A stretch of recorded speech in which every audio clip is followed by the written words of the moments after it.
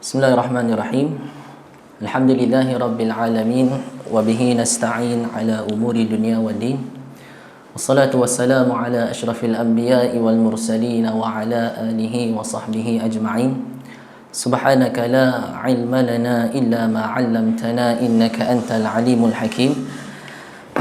Rabbi shrah li sadri wa yassir li amri wahlul 'uqdatam min lisani yafqahu qawli.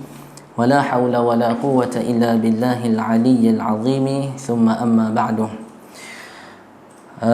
Sidang penonton yang dirahmati Allah Subhanahu wa taala, seperti biasa sebelum kita memulakan perkongsian kita pada hari ini, jangan lupa untuk sama-sama kita subscribe channel YouTube Akademi Mukarramah, like, share, komen, seterusnya menekan butang loceng untuk mendapatkan video-video serta maklumat-maklumat yang terkini daripada pihak kami Akademi Mukarramah.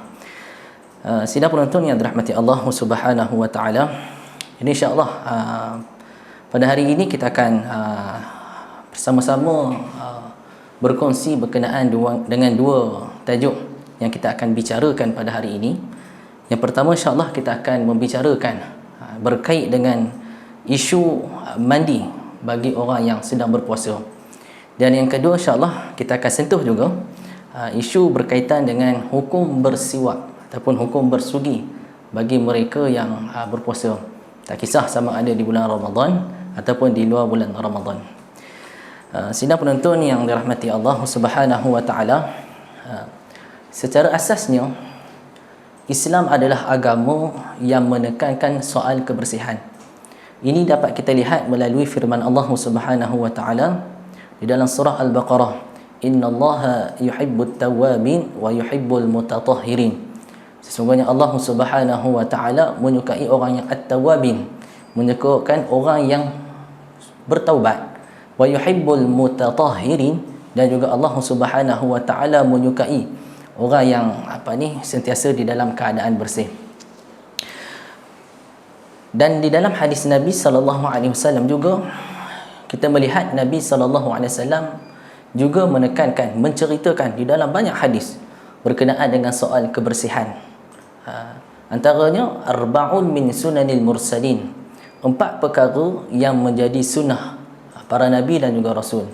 Kata baginda Nabi SAW, yang pertama adalah al-khitan, yakni berkhatan.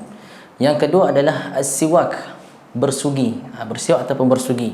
Yang ketiga wat ta'attur, berwangi-wangian. Dan yang keempat, kata baginda Nabi SAW, adalah an-nikah. Jadi berdasarkan dua dalil ni menunjukkan bahawa Islam datang dengan membawa mesej supaya umatnya kena sentiasa berada di dalam keadaan bersih dan suci. Dan dalam hadis lain Nabi SAW juga menceritakan bahawa at-tuhuru syatrul iman, bahawa kebersihan itu adalah separuh daripada iman. Jadi secara asasnya memang Islam menekankan bahawa umatnya mesti sentiasa prihatin dan juga menjaga dalam soal kebersihan. Cuma yang kita nak bincang pada hari ini ialah berkenaan dengan hukum mandi ketika mana seseorang berpuasa. Mandi ketika berpuasa, kita dapat melihat di dalam sebuah riwayat yang diriwayatkan oleh Aisyah bahawa beliau berkata bahawa asyhadu ala Rasulullah sallallahu alaihi wasallam in kana la yusbihu junuban min jima'in ghairi ihtilamin thumma yasumu. Dalam riwayat lain mengatakan thumma yaghtasil thumma yasum. Kata Aisyah radhiyallahu anha, beliau mengatakan bahawa beliau bersaksi bahawa Rasulullah sallallahu alaihi wasallam pernah berpagi-pagian di dalam keadaan junub. Yang junub tersebut junub kerana berlakunya persetubuhan Nabi dengan isterinya. Ghairi ihtilam, bukan kerana bermimpi. Thumma yaghtasil thumma yasum. Kemudian Aisyah berkata, kemudian Nabi sallallahu alaihi wasallam mandi, kemudian Nabi sallallahu alaihi wasallam meneruskan puasa. Menunjukkan bahawa mandi ketika seseorang di dalam keadaan dia berniat untuk berpuasa ataupun dia nak berpuasa, dalam keadaan hari untuk dia berpuasa, maka ialah satu perkara yang diharuskan kerana Nabi SAW melakukan demikian. Dan dalam riwayat yang lain kita dapat melihat seperti mana yang dinukilkan oleh Ibnu Hajar Al-Asqalani, hadis yang diriwayatkan oleh Abu Bakar bin Abdul Rahman, bahawa beliau menceritakan bahawa di dalam satu perjalanan ketika untuk membuka kota Mekah, perjalanan untuk Fathul Mekah, membuka kota Mekah, ketika mana dalam perjalanan tersebut, di tengah-tengah perjalanan tersebut, Nabi SAW memerintahkan para sahabat untuk berbuka. Taqawwaw li'aduwikum. Nabi suruh sahabat-sahabat berbuka untuk memperkuatkan tubuh badan untuk menghadapi musuh-musuh mereka nanti. Ini arahan Nabi SAW kepada para sahabat-sahabat baginda Nabi SAW. Tetapi Nabi sendiri berpuasa. Nabi sendiri berpuasa. Kemudian perawi tersebut, Abu Bakar bin Abdul Rahman ni, dia mengatakan, ra'aitu Rasulullah SAW bil urji. Dia kata, aku melihat Nabi SAW di satu tempat yang bernama Urj. Yasubbu ala ra'sihil ma', yang mana dia melihat Nabi SAW menuangkan air di atas kepalanya. Wa huwa sa'imun, dalam keadaan baginda Nabi SAW sedang berpuasa. Nabi itu air di atas kepala kerana terlalu haus ataupun kerana terlalu panas keadaan pada waktu tersebut. Menunjukkan bahawa daripada dua riwayat tersebut, menunjukkan bahawa perbuatan kita mandi, perbuatan kita membasuhkan kepala, kita membasuh tubuh badan kita dalam keadaan kita berpuasa, maka dia adalah suatu yang diharuskan di dalam agama. Dan berdasarkan dua riwayat tersebut juga, kita dapat ambil bahawa Islam mengharuskan umat dia untuk mandi ataupun membasuhkan tubuh badan dia ketika berpuasa, sama ada basuhan tersebut basuhan yang berbentuk wajib, sama ada basuhan tersebut basuhan yang berbentuk sunat, ataupun basuhan yang berbentuk harus, tanpa membataskan pada mana-mana waktu, pada mana-mana keadaan. Maksudnya dibolehkan ketika mana seorang berpuasa untuk mandi dan juga membasuhkan ataupun membasahkan badannya, sama ada untuk menyegarkan ataupun dan sebagainya lah, maksudnya diharuskan. Namun ada beberapa keadaan, situasi yang dibincangkan di dalam kitab-kitab fiqh. Antaranya di sana terdapat perbincangan, apakah hukum kita mandi secara menyelam. Mandi biasa tak ada masalah, tapi sekiranya seorang itu dia mandi secara menyelam, adakah dibenarkan, adakah ada hukum di sana? Ada dua pandangan para ulama. Yang pertama antaranya pandangan di dalam mazhab Hanafi dan juga di dalam pandangan mazhab Syafi'i dan juga Imam Ahmad bin Hanbal, mengatakan hukum seseorang dia mandi secara menyelam, hukumnya adalah diharuskan sekiranya dia berkeyakinan mandi tersebut, menyelam tersebut tidak akan memasukkan ataupun air tidak akan masuk ke dalam rongga-rongga tubuh badan dia. Dalam keadaan dia berkeyakinan bahawa air tak akan masuk, maka perbuatan dia mandi secara menyelam hukumnya adalah harus. Yang kedua, ada sebahagian para ulama mengatakan makruh. Kenapa makruh? Kerana dikhawatiri, dibimbangi sekiranya takut air tersebut masuk ke dalam rongga badan seseorang. Maka sekiranya masuk, maka batallah puasa seorang. Dan ada juga perbincangan tersebut di dalam kitab Al-Bujairimi Al-Khatib. Dia juga membahaskan, dalam kitab tersebut juga membahaskan berkenaan dengan isu mandi secara menyelam dalam keadaan seseorang itu berpuasa. Di dalam kitab tersebut mendatangkan tiga pandangan. Yang pertama mengatakan batal puasa. Batal puasa. Kerana apa dia? Kerana kebiasaan orang yang menyelam confirm mesti akan masuk air. Dan kita mungkin ada pengalaman, kita ada kebiasaan, kita mungkin biasa mandi sungai dan sebagainya, mandi laut dan sebagainya, kita mandi secara menyelam. Dan kita mungkin ada pengalaman bahawa bila kita menyelam, bahawa pasti akan masuk air ke dalam rongga, seperti masuk dalam rongga telinga, masuk dalam rongga hidung. Kadang-kadang kita tertelan sedikit air tersebut. Sebab tu dalam kitab Bujairimi Al-Khatib mengatakan ada tiga pandangan sini. Pandangan pertama kata batal. Sebab ada kebiasaan orang yang mandi secara menyelam pasti akan air akan masuk ke dalam rongga-rongga badan seseorang. Yang kedua makruh, tapi tak membatalkan puasa. Jika adat pada kebiasaannya air tak masuk pada rongganya. Dalam keadaan kedua makruh, ada pandangan mengatakan makruh tapi tidak membatalkan puasa seperti mana pandangan yang kedua tadi ni. Kemudian yang ketiga, harus, ada keadaan harus untuk mandi secara menyelam. Hak ni dalam situasi darurat, sekiranya pekerjaan dia sebagai seorang nelayan ataupun pekerjaannya sebagai seorang yang penyelam dalam laut, scuba dan sebagainya. Jadi orang dalam keadaan macam ni maka harus untuk dia menyelam dalam keadaan dia berpuasa. Tetapi dengan syarat dia mesti berusaha sehabis mungkin untuk memastikan bahawa dapat mengelak daripada air memasuki rongga tubuh badannya.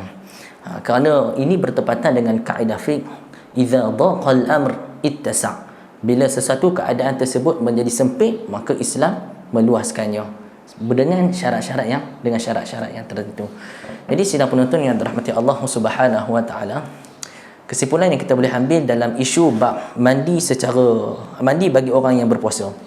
Yang pertama adalah harus bagi seorang yang sedang berpuasa untuk mandi, sama ada mandi tersebut mandi wajib, sama ada mandi tersebut mandi yang berbentuk sunat ataupun mandi yang berbentuk harus seperti mandi harian dan sebagainya. Jadi harus bagi seorang yang berpuasa untuk mandi. Yang kedua, dalam isu mandi secara menyelam, hukumnya adalah harus. Selagi mana kita berkeyakinan, selagi mana kita usaha untuk memastikan bahawa air tidak memasuki rongga tubuh badan kita. Kemudian kita masuk pada yang kedua, berkenaan dengan apa hukum kita bersiwak ataupun hukum kita bersugi dalam keadaan kita berpuasa, khususnya kita sekarang berada di bulan Ramadan. Okey, kita melihat bahawa asal bersugi ataupun bersiwak ni adalah sunnah baginda Nabi sallallahu alaihi wasallam. Dalam apa jua keadaan, dalam waktu apa sekalipun, maka perkara tersebut merupakan satu keharusan kerana dilakukan oleh baginda Nabi sallallahu alaihi wasallam. Dalam sebuah hadis yang diriwayatkan oleh Abu Hurairah, laula an ashqa ala ummati la amartuhum bis-siwak 'inda kulli wudu'in, atau kama qala sallallahu alaihi wasallam. Kata baginda Nabi, laula an ashqa ala ummati, sekiranya tidak membebankan, tidak menyusahkan umatku, kata Nabi, la amartuhum bis-siwak, pasti aku akan menyuruh mereka untuk bersugi 'inda kulli wudu'in, setiap kali hendak berwudu. Jadi berdasarkan hadis ini, Nabi suruh kita berwudu menunjukkan bersiwak, menunjukkan bahawa keharusan untuk melakukan perbuatan bersugi ataupun bersiwak tersebut. Dan dalam riwayat lain juga, seperti mana yang diriwayatkan oleh Amir bin Rabi'ah, dia mengatakan, ra'aitun nabiyya sallallahu alaihi wasallam yastaku wa huwa sha'imun ma la uhsi au a'ud. Kata Amir bin Rabi'ah, dia mengatakan bahawa aku kerap kali melihat Nabi sallallahu alaihi wasallam bersugi dalam keadaan baginda Nabi sallallahu alaihi wasallam berpuasa. Menunjukkan perbuatan bersugi ataupun kita bersiwak ni ketika dalam keadaan kita sedang berpuasa, perbuatan tersebut adalah diharuskan.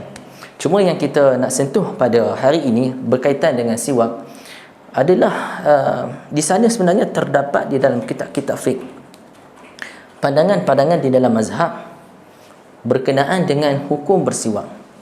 Di sana ada dua pandangan para ulama, ataupun ada dua pandangan di dalam mazhab. Yang pertama mengatakan bahawa harus untuk bersiwak ataupun bersugi tanpa mengaitkan ataupun tanpa menetapkan sama ada pada waktu-waktu yang tertentu. Maksudnya harus pada setiap masa. Pandangan ini dipegang oleh Imam Abu Hanifah dan juga Imam Malik radhiyallahu anhu. Jadi kedua pandangan tersebut, dua mazhab tersebut, mereka berdalilkan dengan dalil yang diriwayatkan oleh Abu Hurairah tadi. Laula an asyqa ala ummati la amartuhum bis-siwak 'inda kulli wudu'in. Sekiranya tidak menyusahkan umatku, pasti aku akan menyuruh mereka untuk bersugi ataupun bersiwak setiap kali hendak berwuduk.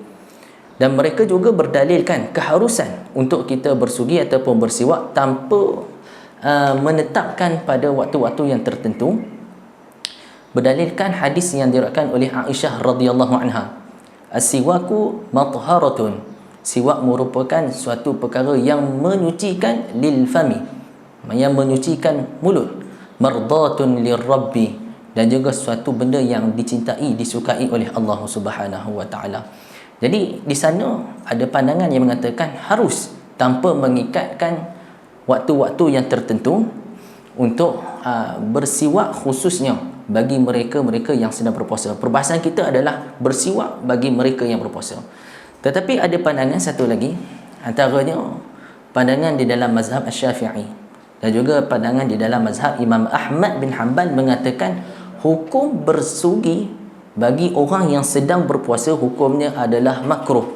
Makruh ketika mana? Mereka menetapkan waktu.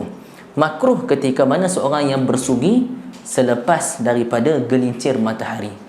Maksudnya selepas daripada masuknya waktu zuhur, maka jika seseorang bersugi pada tempoh tersebut, bermula pada waktu zuhur sehingga ila ghurubi syams, sehingga waktu mana terbenam matahari, istilah kita waktu berbuka lah. Dalam tempoh tersebut, jika seseorang dia bersugi dalam tempoh tersebut, maka dihukumkan makruh mengikut pandangan yang kedua, mazhab Asy-Syafi'i dan juga mazhab Imam Ahmad bin Hanbal. Mereka berdalilkan bahawa la khulufu famis shaim atyabu 'indallah min rihil miski. Berdalilkan sebuah hadis Nabi sallallahu alaihi wasallam, Allah Subhanahu wa taala memuji bauan mulut orang-orang yang berpuasa. Bahkan kata Allah, atyabu 'indallah min rihil miski, lebih wangi di sisi Allah Subhanahu wa taala daripada wangian kasturi. Jadi mereka berdalilkan daripada hadis ini mengatakan bahawa makruh seseorang yang berpuasa bersugi ketika mana setelah ba'da zawal, setelah mana gelincir matahari, ataupun istilahnya mudah faham ketika mana setelah masuk waktu zuhur. Makruh untuk kita bersugi pada waktu tersebut. Kenapa selepas? Kenapa tidak sebelum? Jadi mereka mengatakan di dalam mazhab kedua ni, pandangan yang kedua ni mengatakan kerana kebiasaan. Kerana kebiasaan. Kenapa makruh selepas daripada gelincir matahari? Kenapa sebelum gelincir matahari tidak dihukumkan makruh bersugi tersebut? Kerana mereka mengatakan bahawa kebiasaan orang yang berpuasa, mulut mereka berbau selepas daripada gelincirnya matahari.